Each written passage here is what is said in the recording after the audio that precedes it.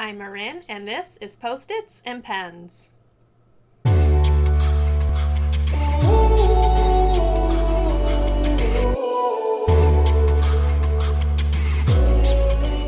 Hello and welcome to or welcome back to my channel. My name is Marin, and here you will find a little beauty, a little books, and a little teaching content. So if that sounds like something you might enjoy, I would love for you to subscribe and stick around and join me in my little corner of YouTube. In today's video, I thought it might be fun to do a little bit of a reflection on the 2020-2021 school year and kind of go over the 5 things that school year taught me about myself and about my teaching. So let's go ahead and get into my list. First of all, let's start with a little bit of a story time, if you will. So let's go back in time.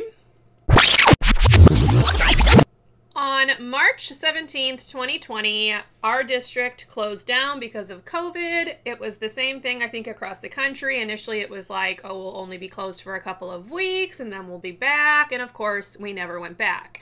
So our district did not do virtual learning in the way a lot of people did during the spring. So our K through 2 students did not have devices. So we were communicating with our parents through Class Dojo. We did set up Seesaw, but it was very haphazard because we really hadn't had any training on it. So really that last part of the year was kind of a wash. And knowing that, the district was trying to put some things into place for this past school year. So at the end of July, they made the decision that we would remain virtual through the end of first quarter, where they would kind of reevaluate our COVID numbers and make a decision. So we started online, fully virtual. At that point, all of our students had devices, and we were teaching for a lot longer than I think a lot of districts did. So my students were on Zoom, and keep in mind I taught kindergarten. So my students were on Zoom from 9 o'clock until 2:45. And that's how it was Monday, Tuesday, Wednesday, Thursday. On Friday, we started off with a half day where students were on Zoom from 9 to 11:30. Now included in that day, they did have a half hour of specials Monday through Thursday. They got a 45-minute lunch break, but everything else was live instruction on Zoom, which I know was not typical for a lot of districts. So I wanted to just kind of throw that out there. Mid-September, the board decided, after listening to a lot of teachers really talking about how stressful this was, how we weren't getting enough prep and planning time to try to implement these lessons, they decided that Fridays would be completely asynchronous and students would not have any live instruction. So teachers were given Friday morning to do whatever we needed to do, and then we had PD in the afternoon on Fridays. We kept that 4-day schedule the entire year. So once that decision was made, that's how we completed the year. Now, October rolled around, the end of first quarter was coming, and the board decided to go ahead and keep us virtual until the end of second quarter, which was about the second week of January. So at that point, that's when things got a little bit contentious. So at the first board meeting in January, which keep in mind was like 4 days before we were potentially returning to teaching in person, the district brought in a speaker who was very anti-virtual learning and had him give this presentation to the board. This really confused the majority of the board members. They had been under the impression that because our numbers really weren't any better than they had been when we first decided to go virtual, that we would just stay virtual. So this kind of threw them all for a loop. It was a very contentious, very long board meeting, but it was finally determined that no, we would not be going back in person, we would stay virtual. So this continued through the end of third quarter. Now, on March 1st, the district required all teachers to come back into the building and teach from the building. So up to that point, we had been teaching from home. Some teachers did teach from the building if they didn't have a setup that worked, but for the most part, everyone was teaching from home. So on March 1st, everyone transitioned back to the school. March 2nd, we tried to do our teaching from the building only to find out that there were bandwidth issues and we couldn't actually do it. So after 2 days of struggling with the fact that we were having difficulty playing videos, we couldn't really stay connected to the Zoom, we were lagging really badly for the students, it was finally decided that, okay, never mind, go back home, you're going to start teaching from home again next week, so that second week of March, while the district like troubleshooted and tried to figure out what was going on. So it turns out that we had some issues with our providers, whatever. It was all sorted. So on the third week of March, we all went back into the buildings to teach, and it did run more smoothly. So on March 20, I wrote the date down, let me see, March 29th, we started concurrent teaching. So that meant we had some students in the room in front of us, some students on Zoom. Now, keep in mind that when we had been virtual, our school day was 9 to 2:45, which was honestly too long to be on a computer. Except that when we went back for concurrent teaching, our school day then went from 9:20 until 4 o'clock. So our Zoom, our virtual students were on their devices from 9:30 until 4 o'clock. So I did build in a lot more breaks for them. I gave them a much longer lunchtime than they were supposed to get per the schedule. I gave them a break in the afternoon before we went to specials because we went outside for recess. I didn't really think they needed to stay sitting on their computer, so I would put a timer on, and when the timer went off, they knew to go to specials. But yeah, it was a very long day. It was very difficult for them, for me, for my in-person students, because we still were having the same old technology problems that you have with Zoom anyway. So yeah, that is how we finished out the rest of the year though. So we were concurrent teaching for that last quarter of the school year. 2,000 years later. So that's kind of like a very long look at what it was like in my district for last school year. So keeping that story in mind, the first thing that I want to say that the 2020-2021 school year taught me was how to be flexible. So teachers always have to be flexible. You never know what's going to happen. You're working with children. They do things that you do not expect. You have interruptions, the intercom. There could be a fire drill. So you are flexible anyway. But doing virtual teaching like that and being in your children's home required a different kind of flexibility. So I had things like a parent accidentally walking past the camera half-dressed. I had a bird fly into one of my students' houses and disrupt her whole house. And of course, she was very wound up after that. I had parents accidentally dropping the F-bomb in the background because they're talking on the phone and they don't realize their child is unmuted. I had siblings jumping on beds behind the child that was in my class. Just all kinds of stuff that you had to kind of just be ready for and figure out how to adjust to.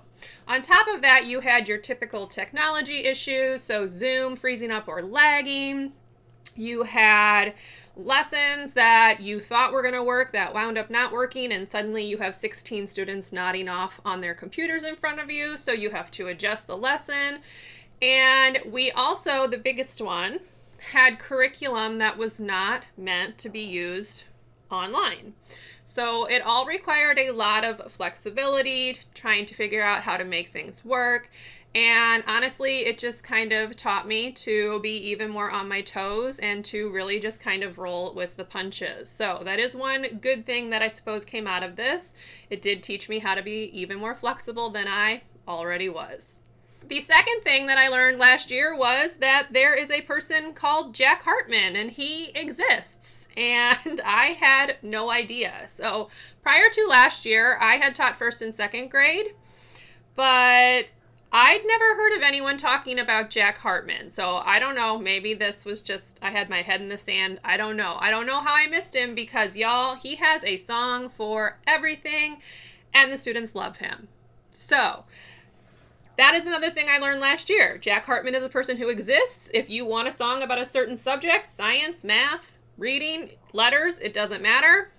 He's got it for you, and they're pretty catchy and engaging, and the kids really love it. So check out Jack Hartman if, like me, you didn't know he was a thing, and jump on the bandwagon, even if you are, I suppose, several years late, because he's been doing this forever. The third thing that I learned last year was one that I think I already knew, but this just kind of reinforced it. And that is that I am very good at building relationships with my students.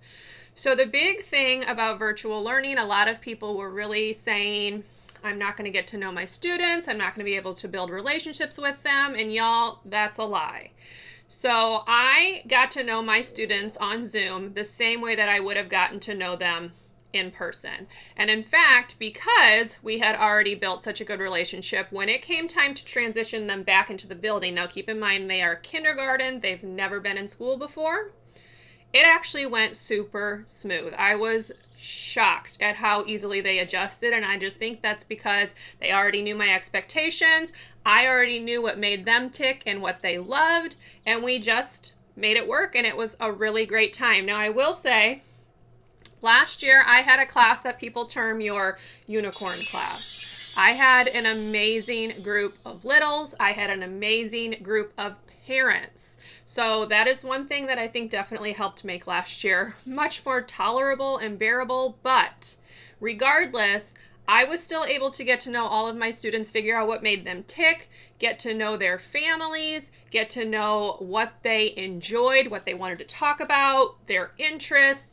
just as well as I would have if we were in person. So the fact that some people were saying you couldn't build relationships with kids virtually, not true. I found that I am very good at that, which again, I knew, but this just kind of reinforced it. And yeah, you can still build relationships with your students even if they are online. The fourth thing that I learned last year was that I am actually pretty good at taking a very scripted, very strict curriculum and making it work for me and my students. So we were given a certain amount of flexibility in terms of how we presented the lessons because, as I mentioned, they were not meant to be used with virtual teaching. So we use being a reader.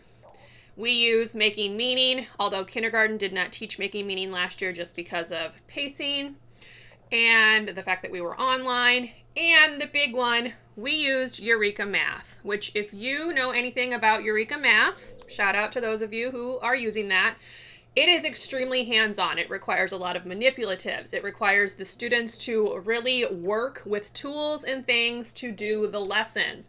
Not to mention, it has workbooks. And do you know how difficult it is to make sure 16 students are all on the same page in the workbook? Horrible. Horrible.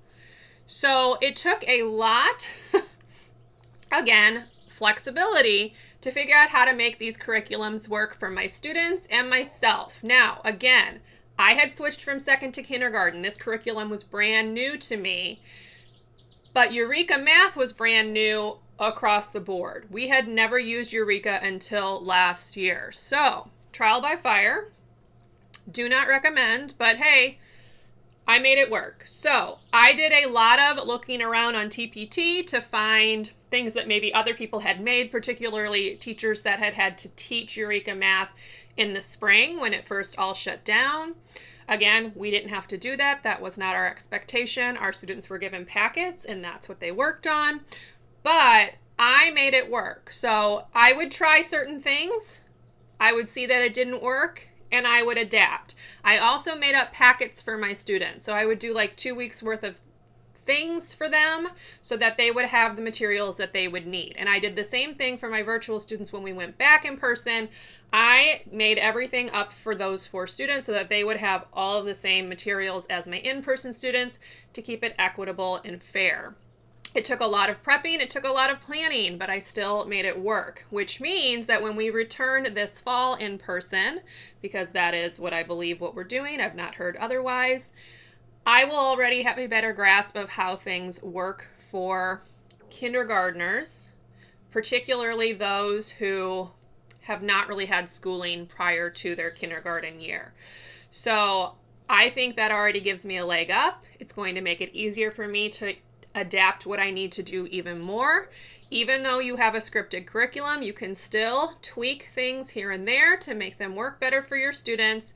Of course, I had full admin support to do that, so do keep that in mind, but it just made me realize that I really can take a curriculum that seems very scripted and still make it work the way that I need it to work, which was a really nice thing to figure out.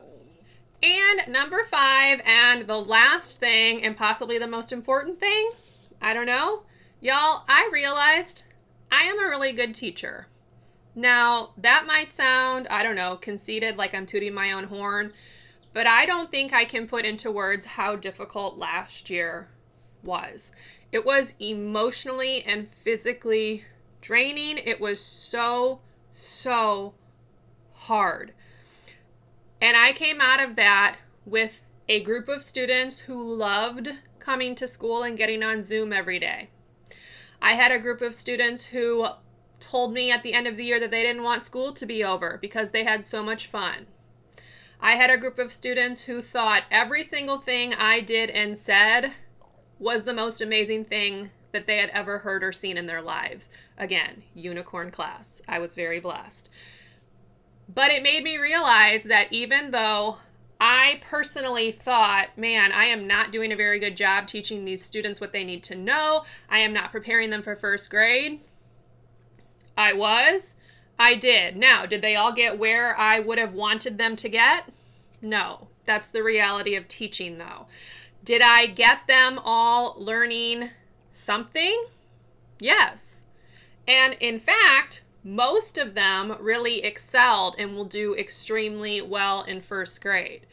Again, you're always going to have those students that struggle. I had those. I had a group of students who still didn't know all of their letters when they left kindergarten, which of course is not what you want.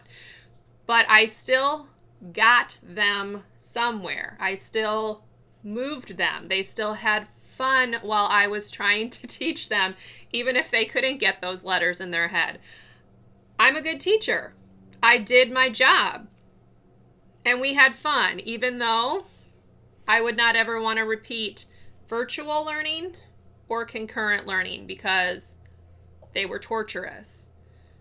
But I'm still a good teacher and I made it through. And I'm really looking forward to seeing what next year is going to be like, even though I know I will not have the same class makeup as I did this year because those unicorn classes are once in a blue moon, honestly, y'all. Like, it doesn't happen very often. So that was just 5 things that I learned last year through the 2020-2021 school year. Let me know if you have a similar video like this or if you want to share what you might have learned about yourself in your teaching last year. I would love to hear it. I'm also interested to see if anyone else out there had to do the concurrent teaching thing, because can we commiserate with how terrible that was?